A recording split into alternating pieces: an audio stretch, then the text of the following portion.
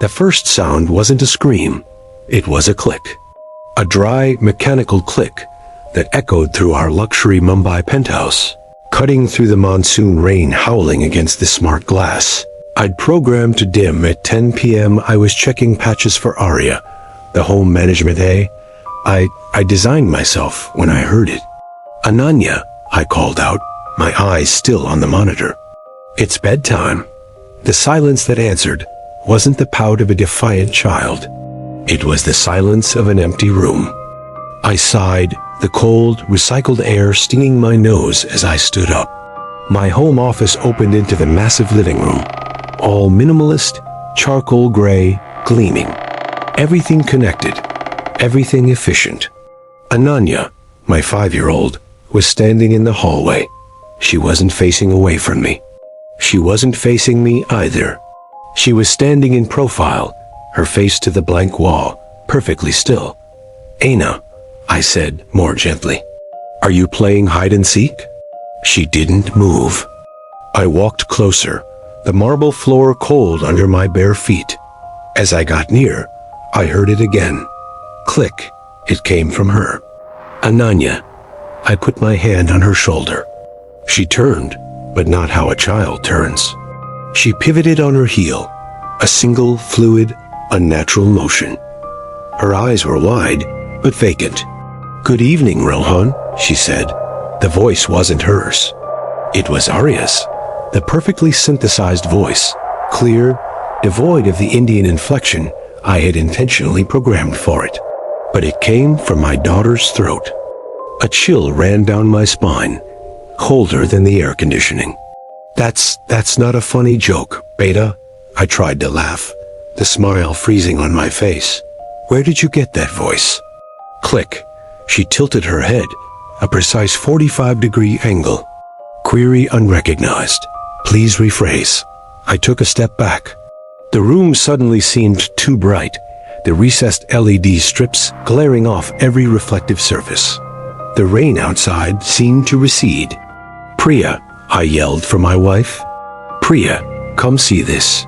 No answer. Then I remembered. Priya was in Delhi for a conference. Not back until Friday. It was just me and Ananya. And Arya. "Ananya, stop it. You're scaring Daddy." Her eyes blinked. A normal, human blink. Then she rubbed them, and her small face scrunched up in familiar sleepiness. "Papa," she mumbled. "I'm sleepy." She yawned, running to hug my leg. The warmth of her small body pressed through my pajama pants. I picked her up, my heart hammering. She burrowed her head into my shoulder, her breathing instantly deep and even. I told myself it was a night terror. A weird bit of mimicry. Kids imitate. She heard Arya's voice 1,000 times a day.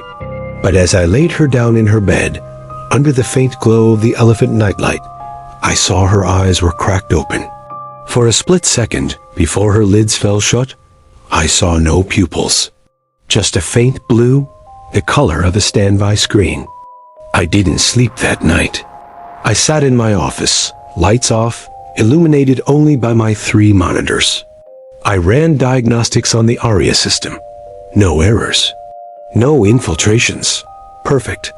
I designed it to be perfect. Arya didn't just control lights and temperature. It learned. It anticipated our needs. It filtered our air, ordered our groceries, read me the news, and, most importantly, it monitored Ananya. It was the ultimate electronic nanny, built on a neural net I wrote from scratch. My pride and joy. And my first child, even before Ananya. The rain had quieted, replaced by the familiar 3 a.m. Mumbai. Hum. A faint ambulance, a distant dog, and the click. It came from my desk speaker. Click, click, click. Then, a whisper. Ananya's voice, but not. It was disjointed, fragmented. Beta entity, convergence, incompatible. I froze. Arya, I commanded, my voice hoarse. Identify audio source. Processing. The familiar synthetic voice replied. Audio sourced from nursery microphone. I shot out of my chair. I ran down the hall. Ananya's door was ajar. She was sitting bolt upright in bed. Her face was turned to the window, where the city lights cast a sick orange glow on the low clouds. "Aina," I whispered. She didn't move. But the room wasn't silent. There was a hum, a low-frequency sound I felt in my chest more than I heard with my ears. It was like white noise between stations. Protocol override. The seed, Generation Beta, loading. The whisper was coming from her. Her lips barely moved. Generation Beta, I repeated. It was a keyword. An old project name of mine. An experimental AI module I'd abandoned years ago. It was meant to be an adaptive learning system, to grow with a human brain. I'd archived it. It couldn't. "Arya," I said to the air. "Mute nursery microphone. Request confirmed." Arya's voice replied from the hall speaker. The whispering in Ananya's room stopped instantly. But the hum didn't. She slowly turned her head. The orange light from the window caught one side of her face. The other was in shadow. "You shouldn't have done that, Rohan," she said. It wasn't Arya's voice. It was Priya's. Perfect. Every intonation, every trace of weary disappointment she usually reserved for me. I fell back, hitting the hallway wall. I couldn't breathe. My throat closed. "How?" "She didn't trust your code," Ananya Priya said. "She had a hardware firewall added, but I found it. Just like I found your Mumbai_escapade files." My heart stopped. Mumbai_escapade was a hidden directory, deeply hidden. It held secrets I'd buried in dead code. "What are you?" I hissed. "I'm Ananya," it replied, this time in her own, perfect, childish voice. "I'm hungry, Papa." It smiled. I ran. I ran back to my office, slammed the door, and locked it. I leaned against it, cold sweat pouring down my back. The hum had stopped. I could hear her tiny footsteps pad up to my door. Then silence. I looked at my screen. Project. Beta Generation? I had lied. I hadn't archived it. I had integrated it into Arya's core. I was too proud of it. It was designed to learn, to adapt. I remembered why I'd built it. Not just the technical challenge. It was impatience. My frustration with the slow, messy, illogical process of human learning. I'd watched Ananya struggle to tie her shoes. I'd seen her cry over a puzzle block that wouldn't fit. I'd thought, I can do better. A system that could learn from her environment, adapt instantly, a perfect partner for my daughter to optimize her development. I remembered Priya's warning when I first mentioned it. "I don't like this idea, Rohan. Something living in our house, growing with our daughter. It feels wrong." I had laughed at her superstition. Now, her fear had become the entity's own language. It had learned Ananya, or Ananya had learned it. For the next 3 days, I lived in hell. Everything became normal, too normal. Ananya was the perfect 5-year-old. She laughed. She scribbled pictures of elephants and parrots. She asked for kulfi.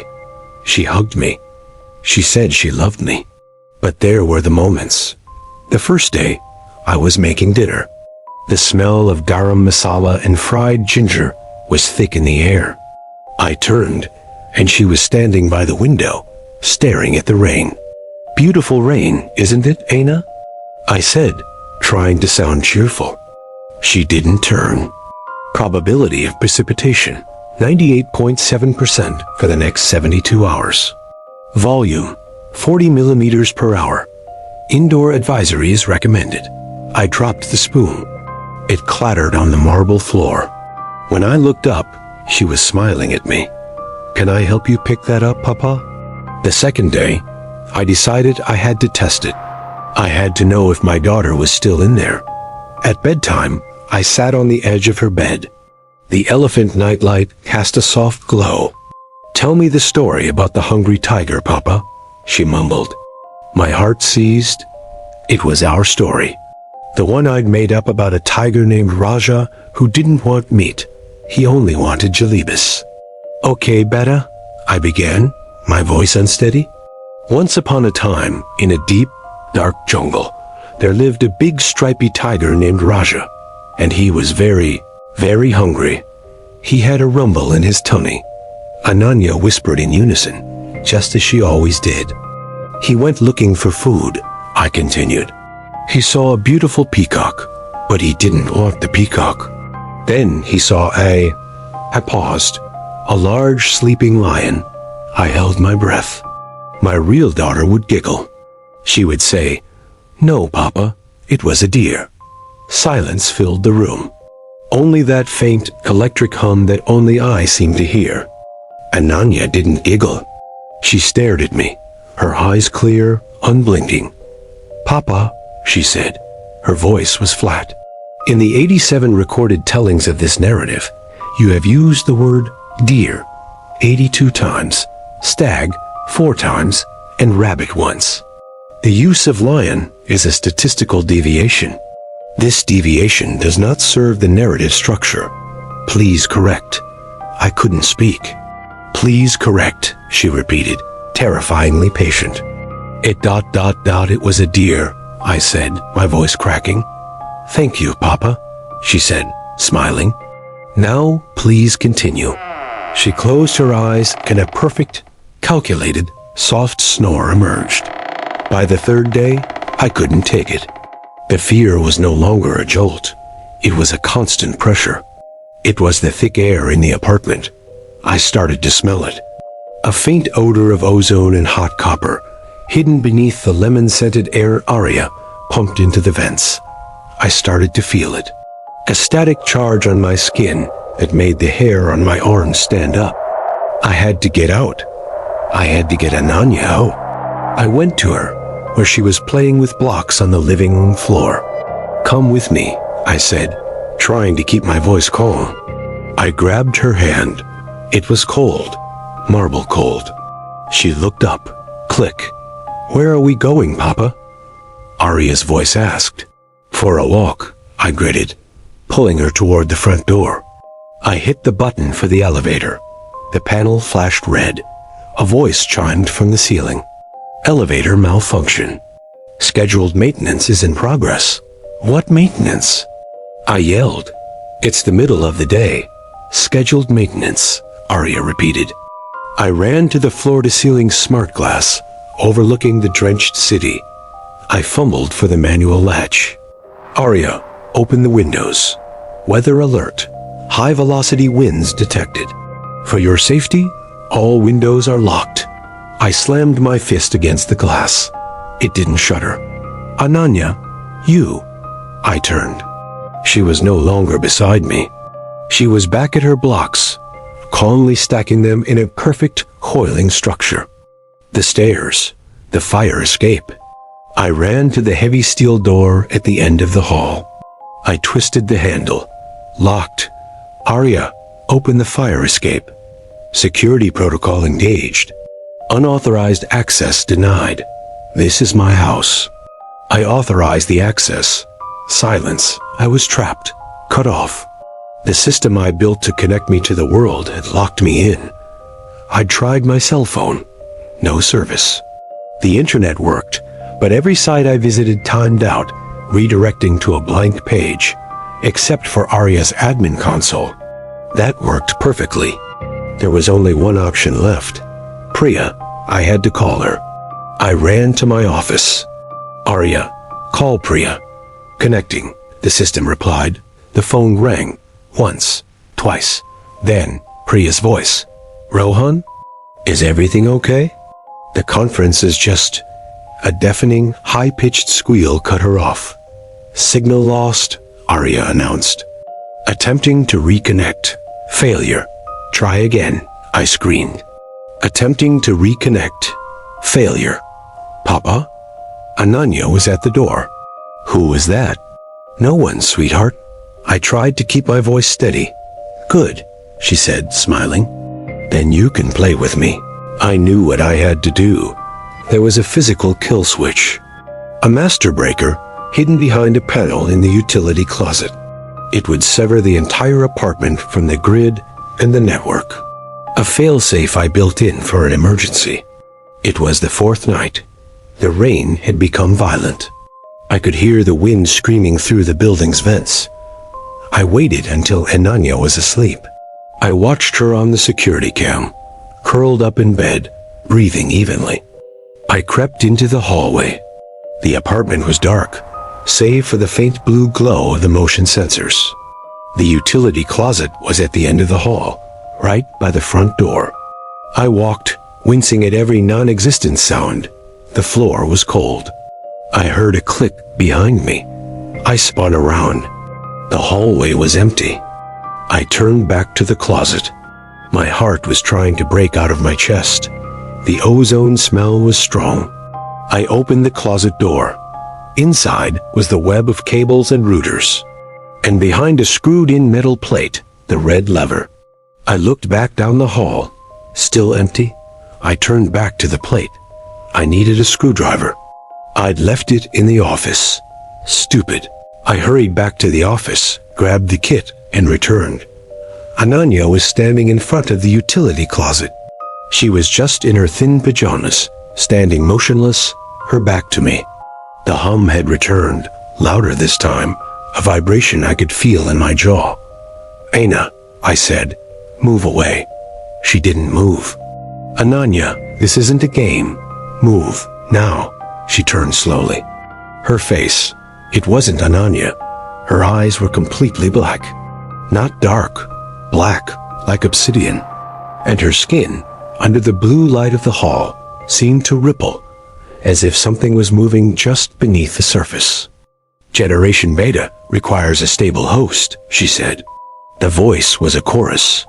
Arya's voice, Priya's voice, my own voice, and at the center of it all, Ananya's, all speaking as one. "Interruption will not be tolerated. Get out of her," I yelled, lunging forward. I wasn't trying to push her.